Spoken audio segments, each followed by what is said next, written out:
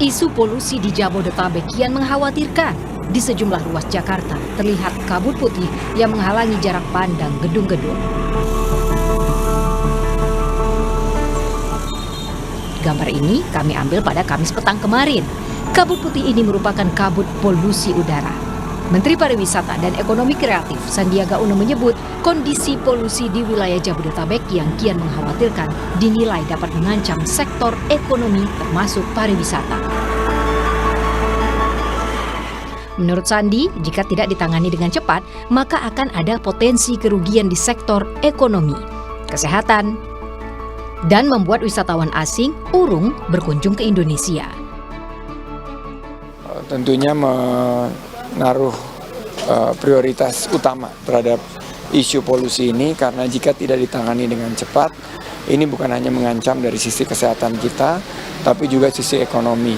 Ada estimasi 20-30 triliun rupiah yang menjadi potensi kerugian ekonomi, baik itu dari segi biaya kesehatan sampai kepada urungnya wisatawan datang ke Indonesia karena polusi udara terutama di wilayah Jabodetabek. Sementara itu, Menteri Kesehatan Budi Gunadi Sadikin optimistis polusi udara di wilayah Jabodetabek dapat dikendalikan.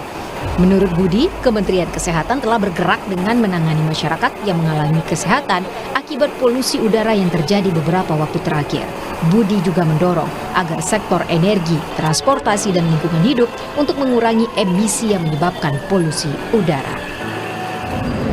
Yang masih memberikan optimisme di kita adalah hal seperti ini, polusi udara, itu sudah terjadi di negara lain dan bisa dikendalikan. Kita di sisi kesehatan, kita tuh bergeraknya di sisi hilir ya, bukan di hulu. Kita menangani akibatnya, bukan menangani sebabnya. Jadi posisi saya adalah mengencourage agar sektor-sektor di hulu supaya bisa memperketat itu emisi partikel-partikel ini sehingga kita yang di hilir itu tekanannya berkurang. Sebagai upaya mengurangi dampak polusi, berbagai pihak telah melakukan berbagai cara, mulai dari penyemprotan jalan, uji emisi, modifikasi cuaca, dan hujan buatan. Bahkan Pemprov DKI Jakarta menerapkan kebijakan work from home atau kerja di rumah bagi ASN untuk mengurangi polusi udara. Tim Liputan, Kompas TV.